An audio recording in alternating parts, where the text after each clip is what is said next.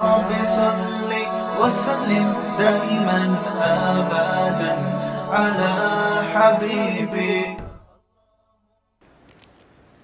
مفتی صاحب، میرے والد صاحب پچھلے سال سے ایک مرض میں مبتلا ہیں. وہ تعویذ گنڈوں کو نہیں مانتے مگر پچھلے کئی سالوں سے رات کو عجیب حرکتیں کر رہے ہوتے ہیں. مثلاً آوازیں نکالنا، چلتے چلتے گر جانا، نماز پڑھنا چھوڑ دیا اور عجیب عجیب حرکتیں. آپ سے مشورہ کرنا چاہیے. سب سے پہلے تو کسی ڈاکٹر کو دکھائیں بھائی، صحیح ہے نا. بعض دفعہ دماغ میں کیمیکل ہوتے ہیں، ڈاکٹر کہتے ہیں کہ وہ ان کی ترتیب آؤٹ ہو جاتی ہے، تو بہت اچھی اچھی دوائیں آج کل نفسیاتی ڈاکٹروں کے پاس ہوتی ہیں.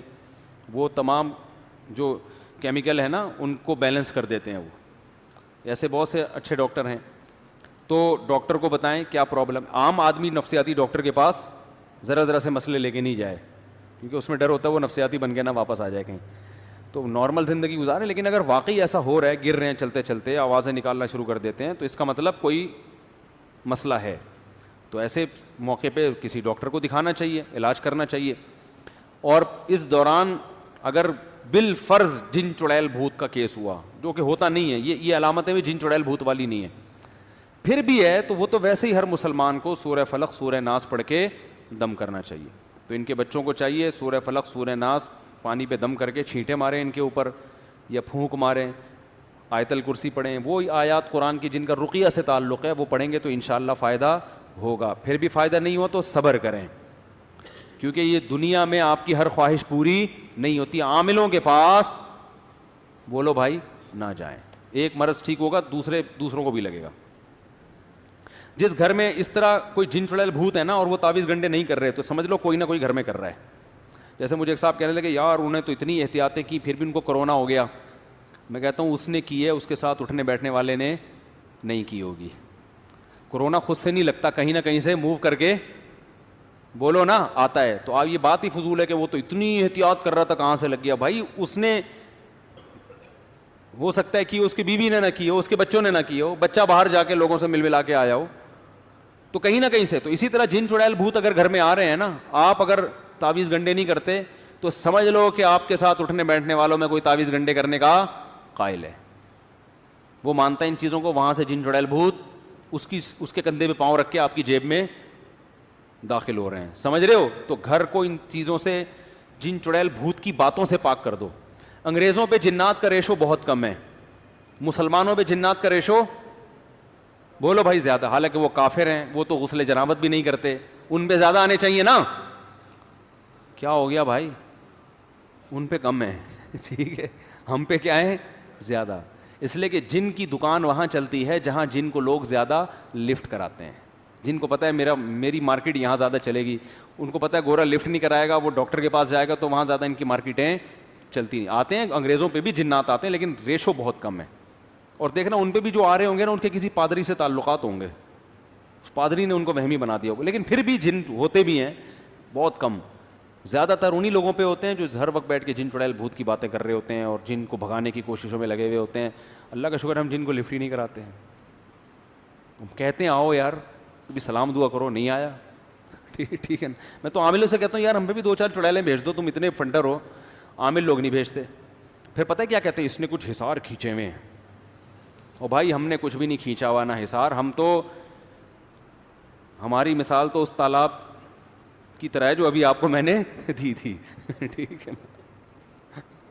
ہمیں تو حصاروں کا ٹائم، ہمیں تو فرائض واجبات پڑھ لیتے ہیں بس، اللہ اس پہ اس کو قبول کر لے، فرائض و واجبات ہی پورے ہو جائیں. ہمارے پاس اتنا کہاں سے؟ سارا دن تو بیٹھ کے آپ چلے کرتے رہتے ہو، پھر بھی آپ ہمیں کچھ نہیں کر سکتے. تو اس لیے کہ یہ ہماری طاقت نہیں، آپ کے لچڑ ہونے کی دلیل ہے. یہ سب آپ نے لوگوں کو الو بنایا ہوا ہے، ٹھیک ہے نا. ایک آدمی نے مجھے کہا، ایک عامل نے مجھے کہا شام تک تیرے ساتھ کچھ ہو جائے گا.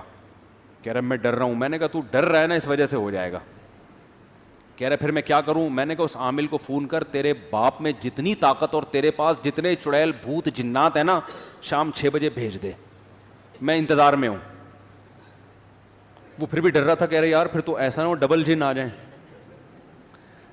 میں نے کہا میں آپ کو لکھ کے دے دوں شام 6 بجے آپ پہ جنات آئیں گے، اگر آپ نے اس عامل کو مضبوط لہجے میں دھمکی نہیں دی. اور میں نے کہا اتنا مضبوط لہجہ ہو کہ عامل سمجھ جائے کہ یہ ڈرامہ نہیں کر رہا. بعض دفعہ ڈر ڈر کے دھمکی دے رہا ہوتا ہے، بھائی اگر تو نے مجھے بھیج دیا نا تو دیکھ میں ڈرتا ورتا نہیں ہوں. اچھا یار قصوں سے قصے نکلتے ہیں.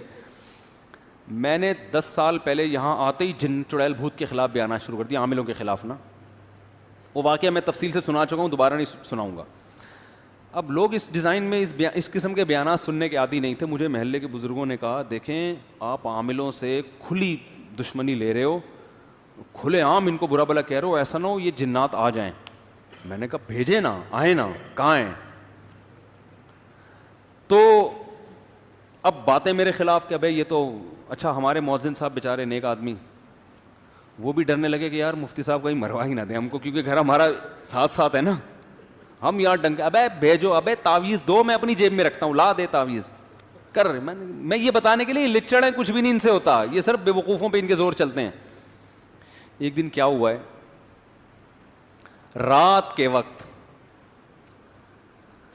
دھماکے شروع ہو گئے نا عجیب قسم کے. پہلے جیسے نلکا نہیں کھل جاتا, حالانکہ نلکا کھولنے والا کوئی نہیں ہے, لیکن آواز آ رہی ہے نلکا کھل چکا ہے, پانی گر رہا ہے زور سے. کہاں سے گر رہا ہے آواز؟ ہم نیچے بیڈ کے نیچے جھانک رہا ہوں, ادھر جھانک رہا ہوں. گھر والے بھی پریشان کہ یار یہ کیا مسئلہ ہے. رات ایسے چھت پہ ہمارے کچھ کمرہ ومرہ نہیں بنا ہوا تھا, تو میں پھر رات کو اکیلا چھت پہ گیا. میں نے دیکھا کہ یار یہ کیا ہے, یہاں پہ کوئی چیز نہیں ہے, لیکن اچانک ایک اینٹ کے ہلنے کی آواز آئی. میرے سامنے نا کوئی اینٹ نہیں ہلی, جیسے کسی نے اینٹ کو زمین پہ دھکا دیا ہے.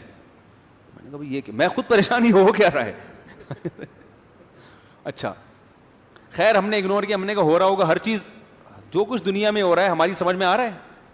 تو ہم نے کہا یہ بھی ایک چیز ہے جو ہماری سمجھ میں نہیں آ رہی. میں نے یہ کہا تعویذ گنڈے نہیں لوں گا میں, جو بھی ہو. اچھا خیر پھر بار بار یہ شور دھماکے اور ڈھجوں ڈھجوں ایسے دھماکے عجیب کے, جیسے پتھر دیواروں پہ جا کے لگ رہے ہوتے ہیں نا, زور زور سے فائرنگ ہو رہی ہوتی ہے پتھروں کی, یا چھت پہ پتھر آ کے گر رہے ہوں, اس طرح کی آوازیں آ رہی ہیں لیکن پتھر رہی ہیں. میں نے 2:30-3 بجے مؤذن صاحب کو فون کیا. میں نے کہا آوازیں آ رہی ہیں؟ انہوں نے کہا بھرپور طریقے سے آ رہی ہیں آواز. کہنے کا یہ نلکا کھل رہا ہے, حالانکہ نلکا تو نہیں کھلا ہوا, لیکن ایسا لگ رہا ہے جیسے کھل گیا. تو پھر صبح 4-5 بجے یہ آوازیں بند. ہم نے کہا کچھ نہیں ہے کچھ نہیں ہے. اگلے دن پھر خاص ٹائم پہ یہ آوازیں شروع. روز گھر والوں کو میں نے بھیج دیا ان کے والدہ کے گھر. میں روزانہ اکیلا یہ چیزیں دیکھ رہا ہوں. میں نے کہا یار یہ ہو کیا رہا ہے. اچھا اب مؤذن صاحب نے مجھ سے سنا ہوا تھا کہ جو جن سے ڈرتا ہے نا جنات اور زیادہ آتے ہیں. اب ان کا کام دیکھیں. نیچے آئے, ٹینکی کے نیچے کھڑے ہو کر کہہ رہے ہیں بھائی ہم تم لوگوں سے ڈرتے نہیں ہیں, لیکن اللہ کا واسطہ یہاں سے, اللہ کا واسطہ یہاں سے چلے جا. وہ جن بولے گا کہ ڈرتا نہیں ہے تو ہاتھ جوڑ جوڑ کے واسطے کیوں دے رہے ہیں. اب پورا اسٹائل تو مجھے یاد نہیں ہے, ہو سکتا ہے کچھ کمی بیشی اللہ معاف فرمائے, لیکن تقریباً یہی انداز. بھائی ہم تم سے ڈرتے نہیں ہیں لیکن چلے جاؤ. بھائی جب ڈرتے نہیں ہو تو ہم کیوں جائیں, بھگا کیوں رہے ہو ہم کو؟ جن بھی بولے گا نا. اچھا مجھے نہیں بتا رہے مؤذن صاحب, مجھے تو پھر بعد میں پتا چلا مؤذن صاحب یہ کچھ کر رہے ہیں. میرے خلاف محلے میں باتیں شروع. یار انہوں نے اپنی فنڈر گیری میں نا مؤذن صاحب کو بھی مروا دیا. ان کے گھر میں بھی جنات تھا. ممبر پہ بیٹھ کے اتنی فنڈر گیری اچھی نہیں ہوتی یار, اپنے چکر میں ان کو بھی ایسے کر دیا. یار اب لوگ باتیں کر رہے ہیں, دیکھنا ہم اپنا نارمل لائف. 1 ہفتہ مسلسل یہ دھماکے ہوئے ہیں. میں نے کہا یار یہ اس کو دیکھنا چاہیے, کوئی شرارت کر رہا ہے, کیا کر رہا ہے. یہ میں نے ٹھان لی کہ اس کو میں ٹریس کروں گا یہ ہو کیا رہا ہے. کہا کہ آج میں دیکھتا ہوں جیسی پہلی آواز آئے گی فوراً وہاں جاؤں گا, یہ آواز آئی کہاں سے ہے اور پھر اس کے بعد کہاں سے آ رہی ہے. تو 2-3 دن سے میں ٹریس کر رہا تھا, پتہ نہیں چلا. ایک دن کیا ہوا کہ مجھے آواز جیسے ہی آئی نا, تو ہمارے گھر کے باہر دیوار میں جو ہے یعنی مسجد کی طرف دیوار ہے وہ, اس میں مجھے اندازہ ہوا سب سے پہلی آواز گیزر سے شروع ہوئی ہے. کر کے آواز آئی کہاں سے, گیزر. اس کے بعد دھماکے. بس میں نے کہا پکڑ لیا, حالانکہ مجھے نہیں پتا تھا یہ کیا ہو رہا ہے. میں نے کہا فالٹ کہاں ہے, کچھ نہ کچھ گیزر میں کوئی گڑبڑ ہوئی ہے جس کی وجہ سے یہ سب کچھ ہو رہا ہے, کیونکہ یہاں سے شروع. حالانکہ میں تو ماہر گیزریات نہیں ہوں, لیکن جب انسان جن چڑیل بھوت پہ نہیں ڈالنا, اس کی کوئی لاجک تلاش کرنی ہے, تو بھائی ہمیں تو جہاں سے سرا ملے گا ہم وہ سرا پکڑیں گے. میں نے کہا یار یہ گیزر سے جنات کا کوئی تعلق نہیں ہو سکتا, اور یہ دھماکوں کی ابتدا گیزر سے ہو رہی ہے, مسئلہ ہے.